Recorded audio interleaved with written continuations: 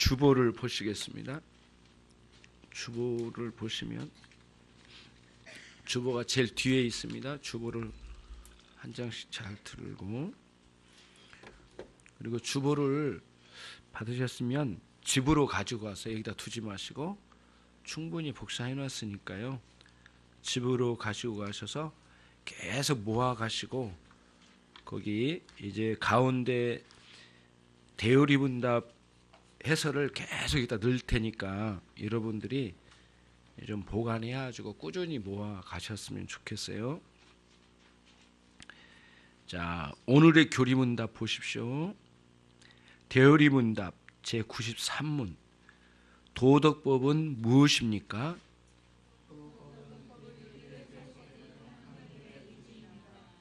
모든 사람이 개별적으로 온전하게 영원토록 이 법을 지켜 순종하되 마음을 다하고 성품을 다하고 힘을 다하여 하나님과 사람에게 마땅히 해야 할 모든 의무를 성결과 의로 행하도록 지시하고 요구합니다.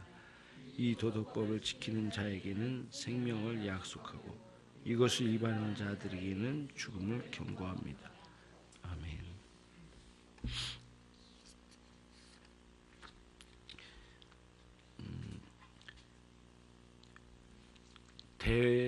대원칙이 항상 여러분 원칙으로 가야 됩니다. 원리를 먼저 가고 그 다음 응용하고 적용하는 것이지, 기본을 깨고 이렇게 변칙으로 가고 적용으로 갈 때에 굉장히 어려움이 많아요. 항상 원래 기본적인 원칙으로 돌아오는 거야. 항상 그걸 그러고 이렇게 이제 차근차근 나가야 된다 이거죠. 모든 학문이 다 그런 것 같아요. 그래서 공부를 하는 원리를 보니까 그렇게 어려운 것만은 아니더라고요. 그래서 만약에 여러분들이 무슨 공부를 하나 해야 되겠다 그러면 보편적으로 권위 있는 책, 그 분야의 책을 한 권을 완벽하게 띄고 나머지는 곁가지로 옆에다 두면 거의 공부됩니다. 예, 그러거든요. 그래서 물론 성경은 참 어려운 면이 있어요. 영적인 역사가 꾸준히 주어져야만 여기서 은혜를 받을 수 있기 때문에 좀 다른 면이 있어요. 성경은 하나님의 말씀이기 때문에, 또 살아계신 하나님의 생명의 말씀이기 때문에 매 순간 성령님이 함께 해주실 때에 말씀 은혜를 누린 거지만, 일반적으로 공부를 할 때에는 한 권을 정확하게 공부를 하면 나머지는 비교만 하면 거의 공부됩니다. 그렇게 이제 해나가야 되는데, 우리가 대요리문답을 공부하는 거는 기독교 교리를 여기다 세워놓고 이걸 중심으로 옆에 거를 자꾸 공부해가고자 하는 거예요. 물론 중심은 성경입니다. 지금 우리가 성경을 알아가려고 이 공부를 하는 거지 다른 걸 하려고 한 게 아니에요. 절대 교회에서 성경의 내용으로 향하지 않는 어떤 학습이나 공부나 이런 거는 할 수만 있으면 우리가 배제시키려고 노력을 해야 돼요. 그러나 이제 우리가 생활에 유익을 얻기 위해서 어느 정도 좀 하긴 하지만 그런 것들을 최대한 배제시키려고 노력을 해야 됩니다. 예. 그래서 교회에서 문화 활동이나 이런 것들이 상당히 제한되어야지, 교회에서 문화 활동을 거의 대부분 차지하거나 중심으로 끌고 들어오려고 할 때 그 교회는 생명력을 잃기 시작할 거예요. 그래서 여러분과 저는 대요리문답, 특별히 이 본문에서 이 대요리문답 공부에서 기본적인 걸 먼저 공부를 합니다. 예, 오늘 길지도 않아요. 30분 안짝에서 끝나는데 기본적인 거예요. 첫째가 뭐냐? 우리 존재가 도덕적인 피조물이에요. 그러니까 인간과 천사 두 종류만 도덕적인 피조물로 되어 있어요. 도덕적인 존재가 한 분이 계신데 하나님이세요. 그런데 그분은 피조물은 아니시죠. 조물주이시죠. 창조주시고. 창조주 하나님이 도덕적인 존재이시고 천사나 인간이 도덕적인 피조물이에요. 요 그림을 잘 가지면 여러분 다른 존재에게는 죄에 대해서 묻지를 않아요. 근데 도덕적인 피조물에게만 죄에 대한 책임을 물어요. 요 논리를 여러분 잘 기억해둬야 돼요. 예. 그래서 도덕적인 본성을 지닌 자예요. 다른 존재는 있게 하고 움직이게 하면 지 마음대로 움직이는 동물도 있지만 나머지 것들은 대부분 그 자리에 그 있게 하는 거예요. 동물이 움직여봤자 자기 의사대로 움직이는 게 아니거든요. 일반적인 감각으로 움직일 뿐이지. 예, 이 땅에 있는 짐승들이 그런 것 뿐이지 자기가 자의적인 결정권을 가지고 움직여가는 것들은 거의 없어요. 결국에는 내가 왜 살아야 되고 내 인생의 목적이 뭐고 왜 살아야 되는지를 알아가고 알아야 되고 모르면 답답하고 그러면서 자기 결정권을 가지고 인생의 방향을 정해서 가는 거죠. 도덕적인 피조물이기 때문에. 근데 문제는 그거에 대한 책임을 꼭 져야 돼, 인간이. 누구 앞에서요? 하나님 앞에서. 항상 책임감이 있는 거예요. 그러니까 책임감이 약하면 약할수록 짐승에 가까운 쪽으로 자꾸 가는 거예요. 그 사람이 생활이 망가진 거죠. 생활이 망가진 사람은 대부분 책임감이 없는 사람들이에요. 자기 행동에 대한 책임을 질 줄 알아야 되거든요. 예, 굉장히 중요해요.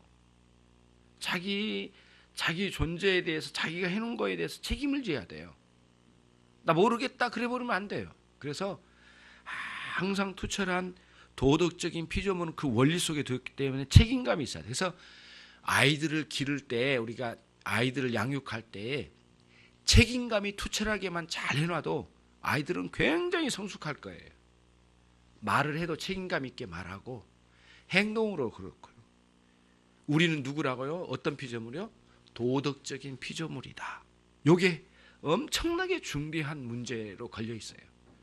그래서 하나님과 우리 사이에는 도덕적인 책임감을 가지고 존재하는 존재이기 때문에 이 도덕적인 책임감을 망가뜨리면서 살고자 하면 하나님과의 관계가 단절된 상태에서 나오는 일이지 정상적인 관계에 있는 사람은 절대 하나님과의 관계 속에 도덕적인 책임감을 망가뜨리질 않아요. 그거를 여러분과 제가 아주 굉장히 중요하게 생각을 해야 되죠. 그래서 하나님은 우리들을 도덕적인 피조물로만 딱 만들어 놓고 내버려 두셨는가? 그렇지 않아요. 하나님은 도덕적인 피조물로 딱 창조하시고 우리에게 도덕법을 주셨어요. 도덕법을 주셨어요. 모든 인간이 살아있는 데는 법이 있습니다. 법 없으면은 존재가 존재되지를 않아요. 그러니까 우리는 도덕법과 도덕적인 피조물과 도덕법을 내려주신 하나님과 이게 완전히 이런 시스템으로 딱 구축이 돼 있어요. 근데 이거를 부정해버리고 아예 안 받아들이려고 하니까 이제 문제지. 제대로만 알고 우리가 받아들인다면 도덕법을 주셨어요. 하나님께서. 그래서 자연적인 원리 속에 도덕법을 주시기도 했어요. 하나님께서. 그 뭐냐면은 인간의 마음 속에 여러 가지 기능이 있는데 그 중에서도 옳고 그름을 구분하는 양심이라고 하는 굉장히 중요한 도덕법을 이 안에다 심어주셨어요. 우리 안에. 그러니까 우리가 죽으면 없어지지만 죽지 않는 이상 이건 없어지진 않아요. 그래서 무슨 일을 하든지 간에 옳은지 그른지 자꾸 생각을 하고 나쁜 짓을 한 것 같다라고 하면 양심에 찔려요. 굉장히 이거 사라지질 않아요. 죽는 날까지 그대로 있어요. 도덕법을 우리 안에 심어주신 것, 자연적인 원리를 따라 하나님께서 태어날 때부터 그래서 그거를 자연계시라고 그래요. 자연계시는 만물 안에 자연법칙도 주어진 이 자연계시 속에도 하나님의 뜻이 담겨지기도 했지만 우리 마음에 양심이라고 하는 기능을 주신 거예요. 그래서 나라에도 다 그 도덕법이 있지만은 여러분 개인적인 사람 속에도 도덕법이 있어요. 양심이에요. 그렇게 돼 있거든요. 그 양심이라고 하는 기능이 우리를 아무렇게나 살지 못하도록 꽉 붙잡아둬요. 여러분, 만약에 양심에 그르치도록 행동을 계속한다면 이게 난리가 날 거예요. 사람도 죽이고 짐승 이하로 막 살 거예요. 엄청나게 막 그렇게 사는 거죠. 그 양심에 이렇게 반항을 하고 아무렇게나 한 사람들이 수많은 사람들을 살인하고 나쁜 짓을 하고 하는 이유가 거기에 있거든요. 양심에 찌르는 것을 거부해버린 거예요. 그리고는 튀어나가버린 거예요. 우리는 그렇지 않아. 이제 보통 사람들은 그렇지 않죠. 그 양심이라고 하는 자연계시로 주신 도덕법을 우리에게 내려주셨어요. 그런데 하나님은 그것으로는 부족했어요. 우리 인간이 워낙 타락을 해가지고 양심마저도 짓밟고 막 아무렇게나 기어 올라가 버리니까 안 돼서 있어요. 그래서 하나님께서는 이 타락한 인간에게 너무 타락을 해가지고 양심마저도 엉망진창이에요. 그래서 뭐냐면은 그 계시의 말씀으로 특별하게 도덕법을 내려주셨어요. 예, 도덕법을 내려주셨어요. 그게 뭐냐면은 태초에는 문화명령과 뭐잖아는 종교명령. 종교명령이 뭐예요? 선악과를 따먹지 말라. 굉장히 짧게 전해지고 있는 이런 선악과를 따먹지 말라라고 하는 이 메시지 안에는 오늘날로 말하면 주 예수 그리스도를 믿으라. 믿지 않으면 멸망한다. 이런 개념하고 굉장히 흡사한 구도로 주셨어요. 그래서 선악과를 따먹지 말라 이렇게 말씀해 주신 그 속에는 하나님이 누구시고 나는 누구인지를 끊임없이 확인해 나가는 거예요. 예수님을 믿으면서 하나님은 누구시고 나는 누군지를 계속 알아가요. 그 원리와 굉장히 흡사한 종교 명령을 문화 명령 중심에다 두셨어요.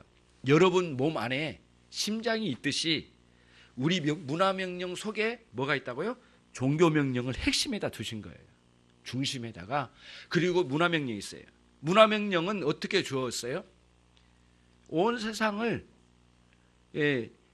번성하여 다스려가면서 그 하나님의 뜻이 무엇인지를 그 다스려가면서 살라고 주셨어요. 그러니까 거기에 동산 중앙에 선악과가 있지만 동산 전체는 수많은 자연 만물을 다스리는 권한을 주시고 그거를 잘 일구고 다스려서 아름답게 살아가도록 하나님이 누구시고 내가 누군지를 일터에서도 종교 명령 중심에서도 확인하면서 살도록 주셨어요. 이 원리는 지금도 안 깨졌어요. 똑같아요. 지금도 주 예수를 믿으라고 하는 종교 명령, 신앙 명령이 그대로 살아있고 또 하나님 믿으라는 중요한 말씀이 그대로 살아있고 그 다음에 여러분들이 살아가야 될 삶의 현장에서 사는 거 있잖아요. 직장이나 사업장이나 학교나 뭐 각종 내가 해야 할 일이 있거든요. 그런 문화 명령을 그대로 있어요. 그대로. 발전되었지만 그 원래의 원리는 깨지지는 않았어요. 절대 깨질 수가 없어요. 이 원리는 대원칙이거든요. 이거 벗어난 사람이 하나도 없는 거죠. 이런 식으로 안쪽에 중심에 신앙 명령, 밖에는 문화 명령 두 가지를 다 주셨어요. 그런데 우리는 쉽게 살고 싶어요. 그래서 교회에서만 예쁘게 예배드리고 밖에 나가면 짐승되고 이런 식으로 내가 되는 대로 살아버리려고 하는 그런 우리의 이 죄성이 있거든요. 요거는 잘못된 거예요. 그래서 교회에서 정말 하나님께 마음을 다해 예배한 것처럼 저 세상에서도 정말 하나님 뜻대로 열심히 아름답게 주님을 섬기면서 살아야 되는 거죠. 일치를 이루어야 돼요. 밖에서는 짐승, 안에서는 사람 이러면 안 되잖아요. 예, 남들이 볼 때는 정말 대단하고 뭐 승천받는 사람, 집에 가서는 막 짐승 같은 남편, 아내 이렇게 되면은 안 되는 거죠. 일치를 해야 돼요. 요거에 대해서 굉장히 고민을 많이 하고 하나님 앞에 깨트려져야 될 부분이에요. 이게 안 바뀌어지면 안 돼요. 예. 그러니까 이해가 잘 안 됐던 부분들이 이런 게 있잖아요, 여러분. 막 잘못했더니 두드러 패. 막 이럴 때 막 소리를 지르면서 막 근데 전화가 왔어. 여보세요? 이렇게 이 사이가 너무 커. 그래가지고 두드러 맞은 그 아이들이 우리 엄마는 이렇게 원래 그러신가 보다. 그래서 참 이해가 잘 안 돼, 이게. 예, 그런 일은 남성들이 밖에서 일을 하다 보니까 그런 일이 많지 않으니까 이제 뭐 안 보여서 그렇지 남성도 똑같죠 뭐. 예. 교회 와서는 집사님 한 주간 잘 보내셨어요. 집에 가서는 이놈 너 이리 와. 막 이제 이런 식으로 막 나가는 거죠. 너무 차이가 나버린 거예요 이게. 예. 요거는 웃을 일이 아니라 웃었던 우리들의 문제예요. 예. 저부터 전체를 한번 살펴봐야 될 문제예요.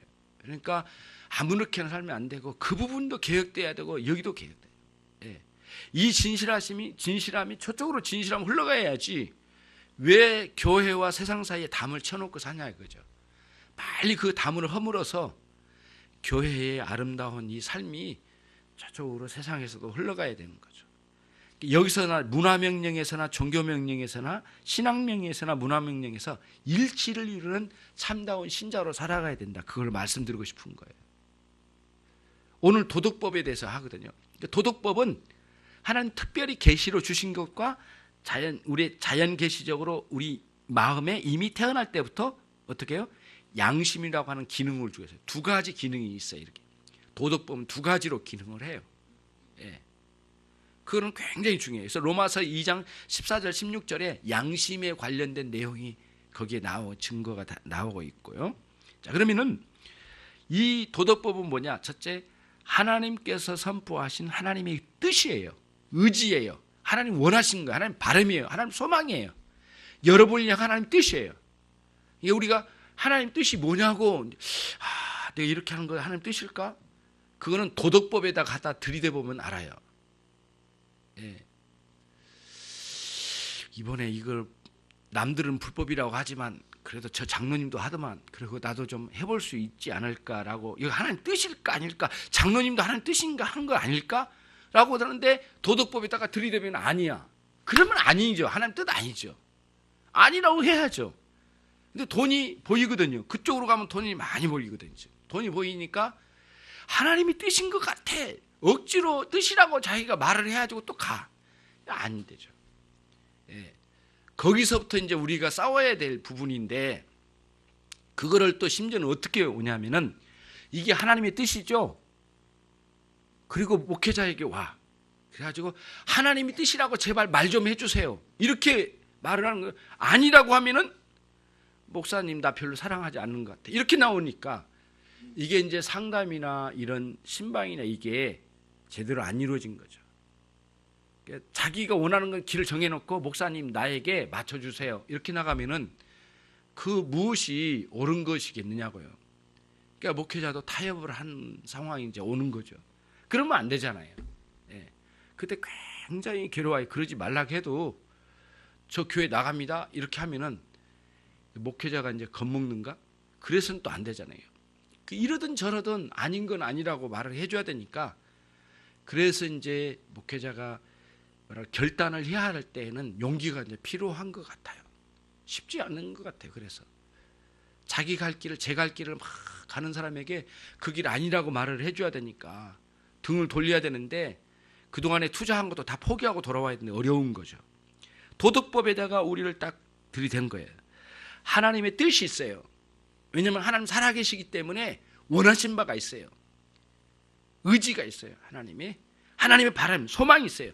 그 뜻에 의해서 내려왔어요. 내려와서 우리들에게 계시로 주신 거예요. 그게 하나님께서 주신 종교명령과 문화명령 이후에는 그게 확장되어서 십계명 이후에 그 해설된 내용으로 그렇잖아요. 선지서가 다 그런 내용이에요. 선지서가 십계명의 내용을 팍 풀어서 적용적인 내용을 풀어놓은 거예요.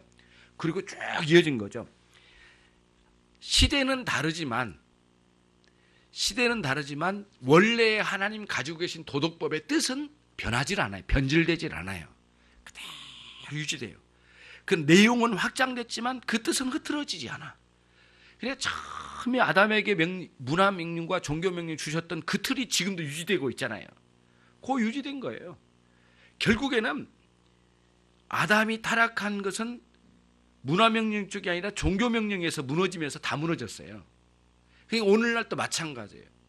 주님을 예수님을 바르게 믿지 않는 그 무너짐이 전체 삶의 무너짐이에요. 이 관점이 성경의 가르침입니다. 여러분. 그런 차원에서 여러분들이 인류의 어떤 사람도 도덕법에서 벗어날 사람 없어요. 왜냐하면 양심 빼낼 수 없잖아요. 다 도덕법에 걸려 있는데 이 하나님 주신 이 도덕법을 잘 따르고 생각하면서 이렇게 살아가는 존재가 도덕적인 피조물이에요. 여러분과 저에게 그런 것이죠. 그게 하나님의 의지다라는 것. 두 번째가 뭐죠? 거기에 이제 번호를 제가 먹여놨어요. 두 번째, 모든 사람이 개별적으로 온전하게 영원토록 이 법을 지켜 순종해야만 한다는 거예요. 자, 오늘 여러분 도덕법을 다 공부하면 절망입니다. 완전히 절망에 빠져요. 다 지킬 수 없거든요. 첫 번째, 개별적으로입니다. 개별적으로 반대말이 뭘까요? 성경의 사상으로 볼 때 개별적으로 법을 지켜가야 된대. 개별적으로. 그 반대가 뭘까요? 대표적으로. 대표가 누구예요? 인류의 대표? 아담. 구원의 대표자가 누구세요? 예수님. 대표 원리가 있어요. 대표 원리. 근데 여기서는 모든 도덕법은 개별적으로 지켜야 돼요. 지금 우리에게 그 책임이 있다는 개별적으로 하나하나. 그 다음에 순종을 하되 어떻게 해요? 거기 나와 있잖아요. 두 번째, 온전하게. 그리고 이번 방학 때만 지킬까요? 아니에요. 영원토록. 영원토록 지켜가야 돼요. 그러면 이제 여러분 이걸 이제 생각을 해보세요. 일시적으로 해도 안 되고 부분적으로 지켜도 안 되기 때문에 온전하게 지켜야 되고, 그 다음에 누가 한 사람이 대표로 지킬 수 있는 것도 아니야. 다 책임을 져야 돼. 그러면 하나님의 그 완전한 도덕법에 완전히 다 지켜서 한순간도 빠짐없이 영원토록 지킬 만한 사람이 어디에 있느냐고요. 제가 지금 이렇게 말하면 답답하죠. 절망이에요, 절망. 그래서 율법은 우리를 절망시키는 거예요, 여러분. 율법에 이 의미가 담겨져 있어요. 어떻게요? 다시 여러분 그 2번 봐봐요. 2번을 보세요. 2번에 있잖아요. 아까 읽었던 교리문답 2번 안에 그 2번이 붙어 있어요. 모든 사람이 첫 번째 개별적으로, 그 다음 부분적으로 아니라 온전하게, 그 다음 일시적이 아니라 영원토록, 그렇죠? 하나님의 법을 순종해야 되는. 어떤 사람이 이걸 다 지킬 수 있습니까? 이게 이제 우리가 큰 관건이에요. 엄청난 절망이에요. 그러니까 율법을 따라가면 절망이에요. 그러니까 율법은 항상 우리에게 정죄를 하거든요. 너 못 지켰지? 그치? 너는 사망이야. 너는 멸망이야. 너는 소용없어. 못 지켰어. 하나만 지키면, 한순간 못 지키면 다 못 지킨 거야. 끝이야, 너는. 율법이 이런 정죄예요. 그래서 예수 그리스도께서 이것을 완전하게 지키시고 그분의 의로우심을 당신을 믿는 믿음의 사람들에게 전가해 주신 것이 의의 전가예요. 여러분, 이제 이 율법에서 절망을 경험하지 않은 사람은 어느 정도 다 이해는 못했더라도 율법적인 이 절망을 경험하지 않은 사람은 그리스도의 온전한 의의 순종의 의미를 몰라요. 그리고 그리스도의 의의 전가의 그 의미와 영광스러움을 모른다니까요. 가볍게 취급해요. 왜냐하면 여기서도 내가 몰랐는데 뭐 그게 어떻다는 거야. 이렇게 나가면은 예수님의 온전한 순종이 의미가 없어 보이는 거예요. 그게 그거잖아. 이런 거예요. 예수님은 하나님 아들이시니까 당연히 지켰지. 이런 식으로 막 막무가내 나가는 거예요. 그럴 때는 전혀 이 도덕법의 의미가 한 번도 마음을 때려본 적이 없어요. 근데 이런 가장 엄청난 절망에 빠진 사람이 누구냐면 사도 바울이에요. 사도 바울. 자기는 그 율법을 다 지킬 수 있을 거라고 덤벼들고 살았던 사람이 사도 바울이거든요. 바리새인들이 다 그 길을 갔어요. 그런데 원래 율법의 의미로 딱 들어가니까 개별적으로 온전하게 영원토록 완전히 지켜달라. 지켜야 된만 지킨다 거라. 단 한순간, 단 1초라도 못 지키면 끝이다 이거예요. 율법은 그리고 우리에게 용납할 게 어느 부분 타협이 없어요. 율법은요. 이게 율법이에요. 율법. 그러니까 율법으로 가면 절망이라는 거예요. 그래서 절망이란 거예요. 하나님의 율법이 잘못되거나 뭐 악하거나 그래서가 아니에요. 우리가 타락한 이후로는 도저히 그 율법에 온전히 순종할 수 없기 때문에 절망이에요. 그 절망을 처절하게 경험한 그 사람들이 예수 그리스도를 확 붙드는 믿음으로 튀어나가는 거예요. 왜냐하면 그분 아니면 이 율법을 온전히 이룰 수 없다는 것을 알기 때문에. 그래서 율법 앞에서 처절하게 절망해요. 그래서 여러분, 구원이라고 하는 것은 어디서 건져낸다는 뜻이거든요. 구원이라는 것은 어디서 건져내는 거예요. 어디서 건져냈다고요? 이 율법, 지금 말하고 있는 이 율법의 정죄에서 건져낸 거예요. 빼내온 거예요, 하나님께서. 율법의 정죄는 멸망이니까 그래서 꺼내 오신 거예요. 이게 율법의 정죄로부터 우리를 구원하시고, 죄의 지배로부터 구원하시고, 그리고 사망의 권세에서 건져내시고, 그리고는 이 사단의 계략 속에서 우리를 건져내신 거예요. 이게 구원입니다. 그러니까 이 도덕법을 제대로 알면 그리스도의 의로우신 완전한 순종이 얼마나 크고 놀라운지를 알게 되는 거예요. 그래서 존 오웬 선생님은 항상 그렇게 이야기하더라고요. 신약 성경을 깊이 이해하고 싶으면 구약 성경을 깊이 알아가야 된대. 그 뿌리를 깊이 파고 들어가면 엄청나게 신약 성경이 열려진다고 그래요. 세 번째입니다. 자, 마음을 다하고 성품을 다하고 힘을 다하여 하나님과 사람에게 마땅히 해야 할 것이 도덕법이에요. 그러니까 여기서는 뭐냐면은 쉽게 말하면 마음을 다하고 성품을 다하고 힘을 다하고 이런 말씀은 반복적인 강조거든요. 완전하게 지켜라 이거예요. 하나님을 완전하게 사랑해라. 여러분 단 한순간도 삐지는 마음, 서운한 마음, 원망하는 마음 없이 완전하게 하나님 사랑해 본 적 있어요? 없어요. 오히려 반대로 하나님 사랑했던 때가 너무 적어요, 사실은. 다른 것에 자꾸 공격을 받아가지고 화도 내고 뭣도 하고 원망도 하고 막 하나님은 앞에 삐지고 막 하다가 하나님 사랑하는 시간은 너무 적어 보여. 그런 불완전한 아주 부족한 우리들을 대신하여 예수님이 완전히 그 사랑을 이루셔서 우리를 그 가운데 품어주셔서 당신의 이 도덕법을 완성시키신 속으로 우리를 집어넣어 주셨어요. 그러니까 우리가 구원받을 수 있는 근거는 도덕법을 잘 지켜서가 아니에요. 착실해서가 아니에요. 뭐예요? 이 도덕법을 완전히 수행하신 그리스도 안으로 들어갔기 때문에 구원이 있는 거예요. 그래서 여러분, 마음을 다하고 성품을 다하고 뜻을 다하여 이렇게 말할 때 영역별로 보면은 마음과 생각의 영역, 언어의 영역, 행동의 영역에서 완전하게 살아가는 것을 말해요. 누가 그렇게 살아갈 수 있냐고요. 여러분과 저는 철저하게 실패한 사람이라 이거예요. 하나님 앞에. 도덕법인 관점에 보면은 완전히 실패한 사람들이에요, 우리는. 그래서 그리스도를 붙잡은 거예요. 우리가 실패하지 않았다면 그리스도 붙잡을 이유가 없죠. 우리가 이루는데. 그런데 율법주의자들은 실패하지 않을 거라고 보는 거예요. 자기는 실패하지 않았다고 보고 안 할 거라고 보는 거예요. 그러니까 그리스도를 못 붙잡는 거예요. 행위 구원론이 거기서 나온 거예요. 여러분과 제가 복음의 이 광대한 면을 보려면 율법의 의미로 파고 들어가면은 큰 그림이 보여져요. 예수 그리스도의 의로우심을 여러분에게 전가해 주셨고, 여러분과 제가 도덕법의 원리를 따라서 완전히 실패한 추하고 더러운 부패한 이 모든 것은 예수님께서 다 가지고 가셨어요. 그래서 맞교환을 한 거거든요. 맞교환. 예. 예수님께서 당신의 의를 우리에게 주시고 우리의 불의함을 예수님이 가져가신 거예요. 그래서 이거를 교환적 전가라고 그래요. 교환적 전가. 예. 어떤 영화 보니까 미국에서 스파이를 잡았는데 소련의 스파이더라고요. 근데 소련에서도 잡히는 순간 딱 알았어요. 바로 작전을 꾸며가지고 미국의 스파이, 소련으로 들어와 있는 스파이를 잡아가지고 아주 대단한 이제 거물이죠. 놔뒀다가 잡은 거죠. 잡아가지고 양쪽에 교환을 하더라고요. 그래서 서로 교환을 해가지고 바꿔치기 해가지고 데리고 가더라고요.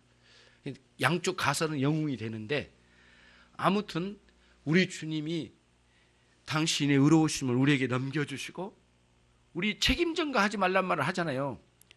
예. 안정무 성도님, 책임 전가하지 마세요. 이런 말씀 많이 들어봤죠. 왜 그럴까요? 이게 책임을 떠넘기지 말라는 거예요. 근데 예수님의 의로우심을 떠넘기셨어요. 우리의 불의를 예수님이 넘기셨어요. 맞교환이에요, 맞교환. 위대한 역사가 우리에게 일어나는, 이게 복음입니다. 복음의 핵심은 굉장히 놀라워요. 근데 쉬워 보이잖아요. 근데 인간이 할 수 없는 일이에요. 이 복음은 하나님이 하신 일이에요. 그런 관점으로 보면 하나님의 은혜가 아니면 복음에 접근도 안 되고요, 이해도 되지 않고, 또 머리로는 이해했는지 모르지만 마음에 받아들이지를 않아요. 믿는 사람들은 이게 받아들여져요. 우리가 못 배우고 가진 거 없어도 이 복음은 정말 놀랍게 이게 받아들여지는 놀라운 역사가 있어요. 그 사람들이 구원의 역사를 경험한 사람들이에요. 네 번째, 모든 의무를 지금 보고 계신가요? 네 번째, 제가 지금 더듬는 이유가 뭔 줄 아세요? 지금 다 보고 있는가 지금 느끼면서 지금 하려고 그런 거예요. 네 번째, 같이 한번 읽겠습니다. 모든 의무를 성결과 의로 행하도록 지시하고 요구합니다. 그거예요. 앞에 있는 성결은 뭔 줄 아세요? 종교 명령의 부분이에요.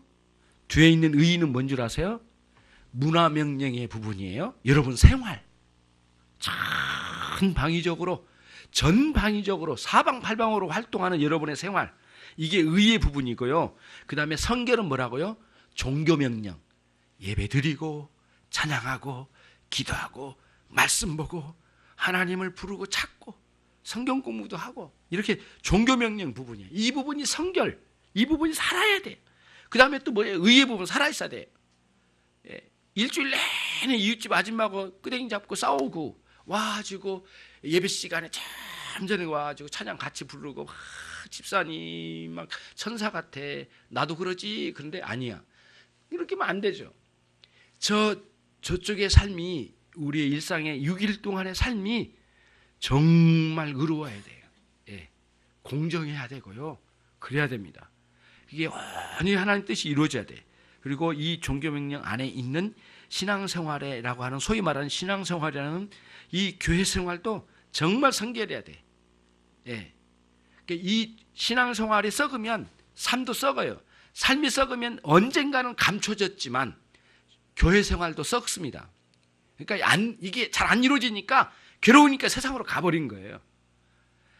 예수님 믿다 세상 간 사람은 다 거기 걸려든 거예요.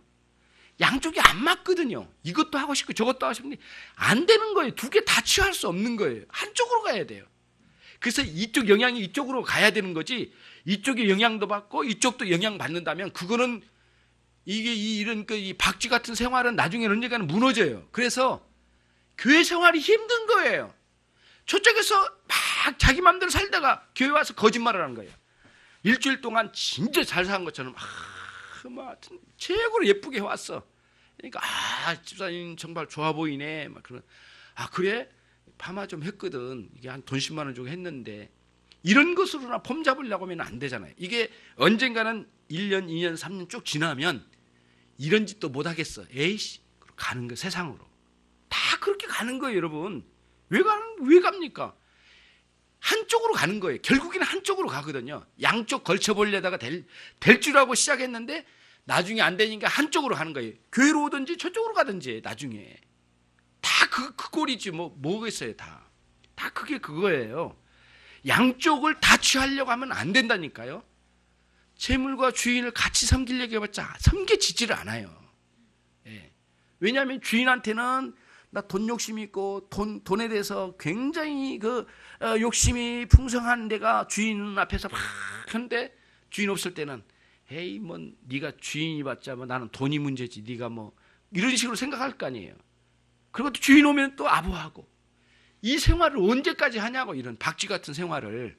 안 되는 거예요. 이거는 중앙에 있을 수 없어요. 그래서 한쪽으로 가는 거예요. 그래서 지금은 몇 년 될 줄 몰라요. 세상의 영향도 받고 교회의 영향도 받고 열심히 살아보는 거지 막 하지만은 계속 말씀이 들어가면 들어갈수록 괴롭고 힘들어요. 그래서 모르겠다. 한쪽으로 가는 거예요. 아니면 회개하고 그걸 끊어버리고 교회의 영향, 하나님 말씀의 영향만 받게 되는 거죠. 양쪽이에요. 두 가지 성결해야 되니까. 그래서 이 교회 생활도 참으로 하나님 앞에 성결해야 되고, 또 그 영향을 따라서 이 세상의 활동도 의로워야 돼요. 이 두 가지를 잘 해야 돼요. 그래서 6일 동안의 생활이 부끄러우면 정말 회개해야 됩니다, 여러분.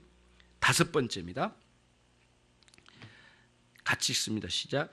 이 도덕법을 지키는 자에게는 생명을 약속하고 이것을 위반한 자에게는 죽음을 경고합니다. 자, 마지막이죠. 이 도덕법을 지킬 자가 어디 있느냐고요. 우리에게는 도덕법으로 보면 우리는 우리의 영생은 요원해요. 절대 우리에게 이루어질 수 있는 일이 아니란 말이에요. 불가능해요. 절망이에요. 완전히 무너졌어요. 우리는 아무것도 할 수 없어요. 그래서 전적 타락, 전적 무능이라는 교리가 나오기 시작한 거예요. 도덕법에 대해서 처절하게 무너져 버린 거예요. 아무것도 못 하겠는 거예요. 전적 무능, 전적 부패에 확 무너진 상태가 됐어요. 그래서 여러분이 예수님 붙잡은 거 아닌가요? 아니면 도덕법으로 지킬 수도 있는데 예수님도 붙잡겠다? 그거는 정말 복음을 모르고 있는 거죠. 예, 정말 모르는 거예요. 그래서 로마 가톨릭은 양쪽을 다 주장하려고 힘쓰지만 그것은 안 되는 거예요. 되질 않아요. 여러분과 제가 오늘 이 대요리문답 93문을 통해서 정리를 해봤어요. 그 하나님이 내려주신 도덕법이 무엇인가 라고 하는 것을 오늘 생각해 보았습니다. 여러분들이 충분히 다 이해는 안 됐겠지만 어느 정도 얼개라도 참 잘 갖추고 있으면 이런 원리 안에 내가 살구나 라고 생각하고 우리 주 예수 그리스도를 붙들고 열심으로 그분을 사랑하며 하나님께 충성을 다하면서 일생을 살아가는 거죠. 그게 오늘 93문이 말하고자 하는 내용입니다. 기도하겠습니다. 시간 우리 함께 같이 기도하도록 하겠습니다. 하나님, 내가 하나님의 뜻에 따라 온전하게 살아갈 수 없는, 완전하게 살아갈 수 없는 무능한 자임을 고백하고 예수님을 믿어 예수님의 온전한 순종을 내 것으로 여겨주심을 통해서 예수님 안에서 삽니다. 그리고 이제부터는 조금씩이라도 예수님을 닮아가는 삶이 되게 해 주옵소서. 우리 같이 함께 기도하겠습니다.